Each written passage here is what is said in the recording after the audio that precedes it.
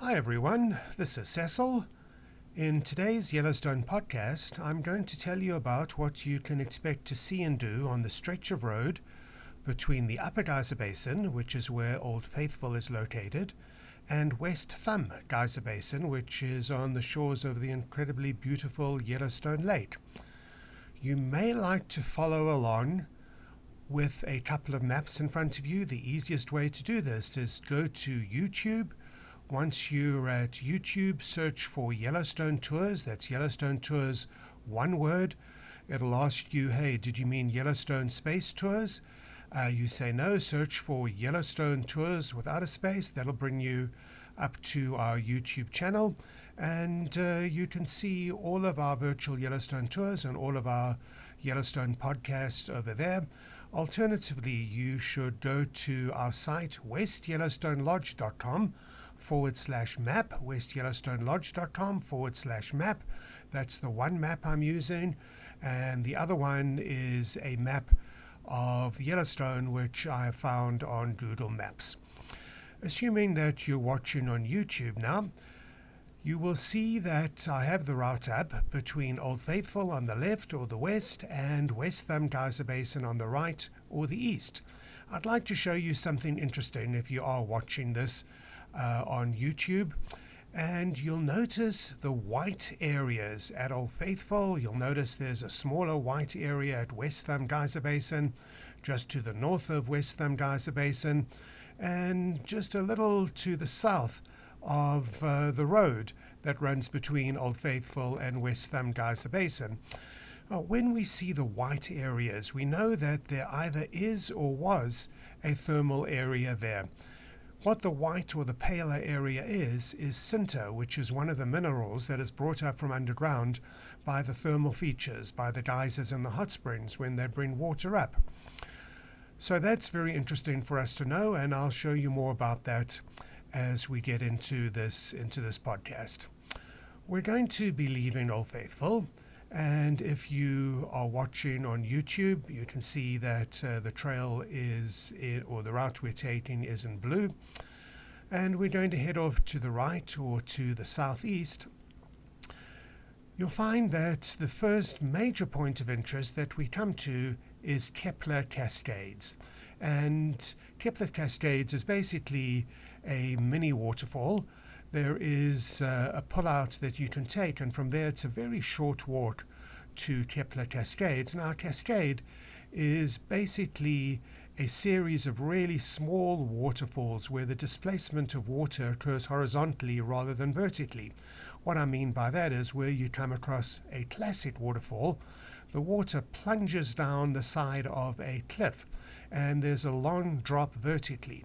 In this case, you've got the horizontal displacement of the water, the horizontal flow in this case of the Firehole River, as it makes several smaller drops over a series of small cliffs.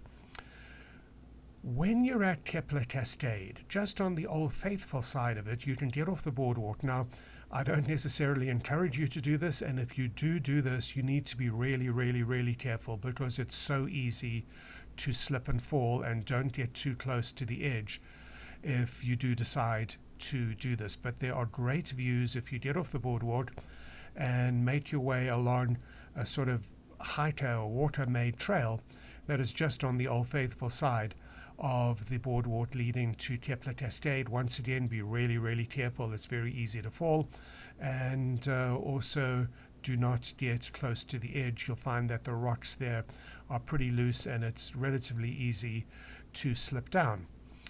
Now, what is interesting to note if you're looking on the map is just on the southeast side of Kepler Cascades is another little parking lot. And this is the parking lot for the Lone Star Geyser Trailhead. This is actually a really cool little trail that you can take. It's also one of the few trails in all of Yellowstone where you're allowed to take a bike on the trail. Now, this is an old service road, and cars aren't allowed on it anymore, but you can walk along it, and you can ride your bike along it. and it follows the Firehole River under some trees through a forest. It's really a very pleasant trail. It's about 4.8 miles or 7.7 kilometers on a round-trip basis. Now, you'll recall I mentioned the white areas, and if you're looking at the map, you can see that Lone Star Geyser is in one of those white areas where there is sinter. So we know that there either is or was a thermal area there, and with Lone Star Geyser still being there, it is obviously still a thermal area. Lone Star Geyser is a pretty cool geyser. It erupts approximately every 3 hours or so, but it's not predicted. It's not like one of the geysers you'll find at the Upper Geyser Basin, where 5 geysers have their eruption times predicted, or Great Fountain Geyser on Firehole Lake Drive, which also has its eruption time predicted. We run day hikes into Yellowstone ranging from anywhere from 2 hours to a day, and we do this hike to Lone Star Geyser. I always like to time my hike to a geyser or a walk to a geyser so that I know that I'm going to get there just before the start of the predicted eruption window. Well, you can't do that with Lone Star, so if you want to watch it erupt, you basically have to wait for a little less than 3 hours, but it is a really cool eruption. It's not a particularly high geyser. It's up to 45 feet or about 13.7 meters, but the geyser cone is really cool. It's about 12 foot or about 3.6 meters, and there's trees and a little hill in the background, and on a bluebird sky day, it is really nice to watch it erupt. We'll continue on this road. You're not going to find an awful lot in the way of thermal features, but it is a very pleasant drive. It goes up and down, and the reason it's going up is that you're making for the Continental Divide. And I am now switching to the map, which you can find at westyellowstonelodge.com/map, because this map on our site shows you where the Continental Divide is. So if you're looking on the map, look in the southwest corner. If you're not looking on the map, it's the southwest or lower left-hand side of the lower loop of the roads that run through Yellowstone. And if you are looking on YouTube, or if you do have our map in front of you, you will see that there's a place called Geyser Lake. Geyser Lake is just so beautiful.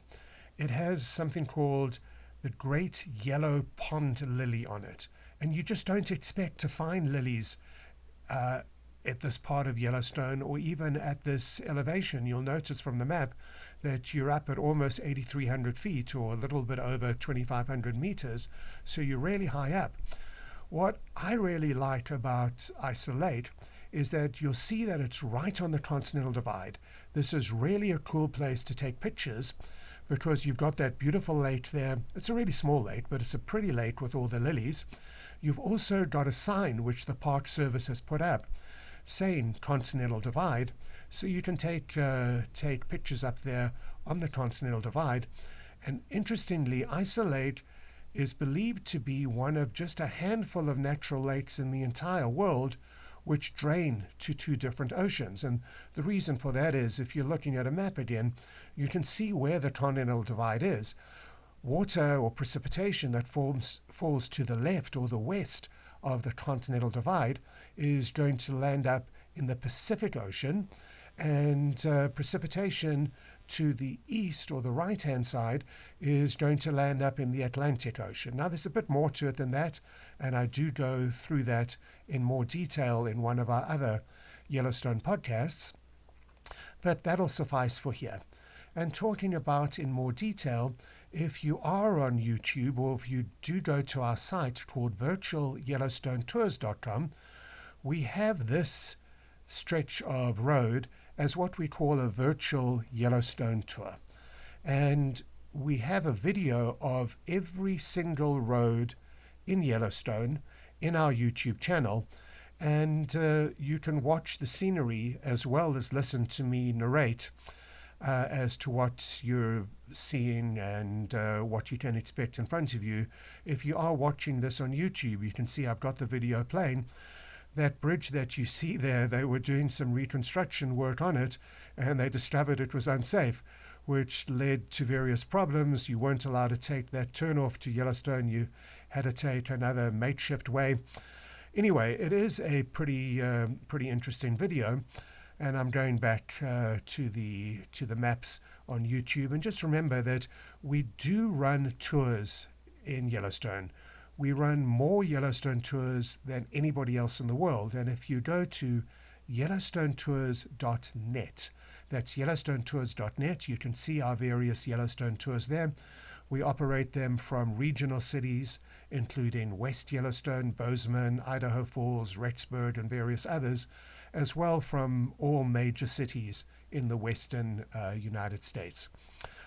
So I'm looking at the map again that you can see on our motel site, westyellowstonelodge.com/map, and you'll see we actually cross over the Continental Divide twice.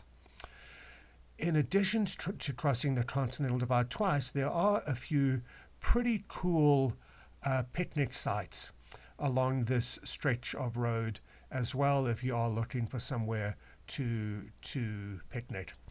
I'm going back to the map now that is to be found on Google Maps. And as I mentioned before, you're going up and down over the Continental Divide a couple of times, climbing up a hill. And now you'll notice that I've pulled out on Google Maps to show you Shoshone Lake. Shoshone Lake is the second largest lake in Yellowstone. And pretty interestingly, the U.S. Fish and Wildlife Service believes this is the largest backcountry lake in the entire lower 48 states that cannot be reached by a road. So in order to get to it, you have to hike to it. And I haven't done it myself, but a friend of mine who's a scoutmaster led a couple of trips there with his scout troops, and he said it's a really, really cool lake. In addition, if we have a look at the southwest corner of the lake, you can see an area where there's sinter and there's clearly thermal features there. So we will continue on the route heading to the east. And once again, you're going to be going up and down and round the corners. And as you approach Yellowstone Lake, and I'm zooming in again on the map, you've got this hairpin bend if you're looking at the map. And as you come around the corner on the second part of the hairpin, the east part of the hairpin, you'll see that there's places on both the left and right sides of the road, so both the west and the east sides of the road, where you can pull out and you have wonderful views of Yellowstone Lake. Yellowstone Lake is just simply stunning. Yellowstone Lake is one of the reasons that West Thumb Geyser Basin is one of my favorite, or perhaps my favorite geyser basin in all of Yellowstone. So you've got these incredible views over the forest, over the lake, and then in the background, which I don't think I'm going to be able to pull out enough to really see, but in the background, you've got these really stunning mountains, which are covered in snow at the very top for a lot of the year. You'll then carry on dropping down towards West Thumb Geyser Basin, and you'll notice that the road either continues straight, which will take you to the south entrance of Yellowstone, over the Rockefeller Parkway to Grand Teton National Park in Jackson, Wyoming, or you can turn left, which is what we're going to do here, and we'll come to West Thumb Geyser Basin. I've mentioned that West Thumb Geyser Basin is my favorite geyser basin in all of Yellowstone. It's got a wonderful boardwalk system around it. You can see a lot more of it if you go to one of our virtual Yellowstone tours. In our virtual Yellowstone tour channel, I've got a couple of videos on West Thumb Geyser Basin, and it's a really cool place to go to. Apart from anything else, it's not nearly as crowded as the geyser basins in the rest of the southwest portion of Yellowstone's lower loop.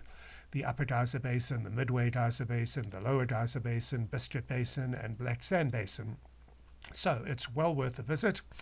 That is the end of today's Yellowstone podcast. Remember, if you need a motel in the Yellowstone area, please check out our site, westyellowstonelodge.com. That's westyellowstonelodge.com. Remember, you can Check out all of our escorted Yellowstone tours at yellowstonetours.net. That's yellowstonetours.net. Our Yellowstone podcasts can be seen on YouTube or at yellowstonepodcasts.com. And our virtual Yellowstone tours can also be seen on YouTube. If you go to our channel as I described to you, we have literally got more Yellowstone videos than anyone else in the whole world. You can also go to virtualyellowstonetours.com and see them there as well. Thank you so much for joining me on today's Yellowstone podcast.